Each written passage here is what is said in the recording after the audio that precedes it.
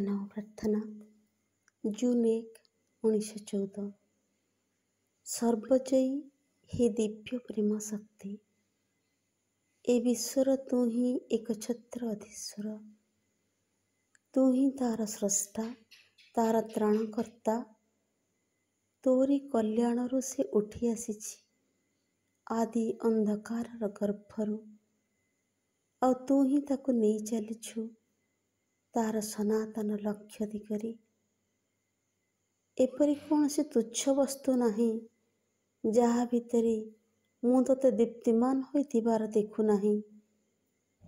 ତୋ ଇଚ୍ଛାର ଏପରି କୌଣସି ଶତ୍ରୁ ନାହିଁ, ଆପାତ ଦୃଷ୍ଟିରେ ସେ ଯେତେ ବିରୋଧୀ ହେଲେ ବି, ଯାହା ମଧ୍ୟରେ ମୁଁ ତୋତେ ହିଁ ସଜୀବ, ସକ୍ରିୟ ଓ ପ୍ରଜ୍ୱଳ ହୋଇଥିବାର ଅନୁଭବ କରୁନାହିଁ। ହେ ମୋର ମଧୁର ପ୍ରଭୁ, ତୁ ଏହି ପ୍ରେମର ସାର ଓ ମୁଁ ତୋର ହୃଦୟ। ତୋ ପ୍ରେମର ବିପୁଳ ସ୍ରୋତ ମୋର ସମଗ୍ର ସତ୍ତା ଭିତର ଦେଇ ବହି ଯାଉଛି। ପ୍ରତ୍ୟେକ ବସ୍ତୁରେ ତୋର ପ୍ରେମକୁ ଜାଗ୍ରତ କରିବା ପାଇଁ, ବରଂ ପ୍ରତ୍ୟେକ ବସ୍ତୁକୁ ଜାଗ୍ରତ କରିବା ପାଇଁ ତୋ ପ୍ରେମର ଚେତନାରେ, ଯେଉଁ ପ୍ରେମ କି ସମସ୍ତ ବସ୍ତୁକୁ ସଞ୍ଜୀବିତ କରେ।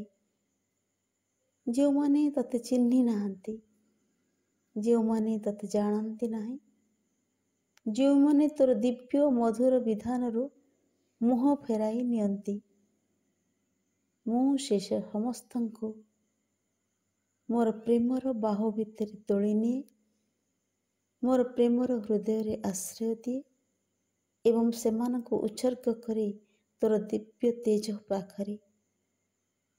ଯେପରିକି ତୋ ତେଜର ଅନୁପ୍ରବେଶରେ ପରିପୂର୍ଣ୍ଣ ହୋଇ ସେମାନେ ରୂପାନ୍ତରିତ ହୋଇ ଉଠନ୍ତି ତୋର ପରମ ଆନନ୍ଦ ଓ ସୌନ୍ଦର୍ଯ୍ୟରେ।